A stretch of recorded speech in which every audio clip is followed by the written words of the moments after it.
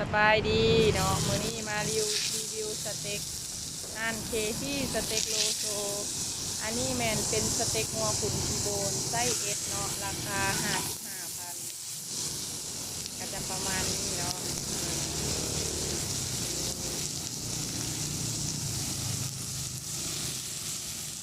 ตอนเน้นๆเลยเนาะตอนใหญ่เพียง55,000กีบเท่านั้น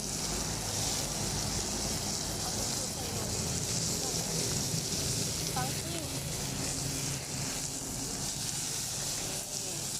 มาเลย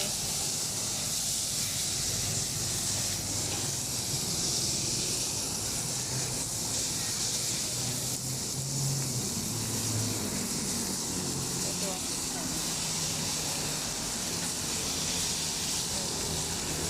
ได้เลยเอาออกเลยพี่ใส่จานเลยจ้ะทานแล้วนี่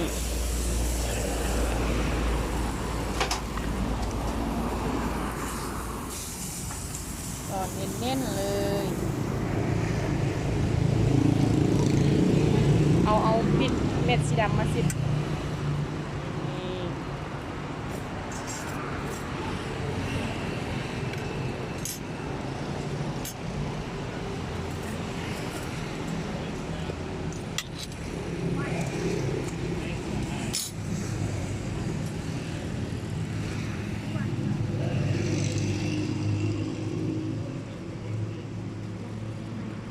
แล้วพร้อมเสิร์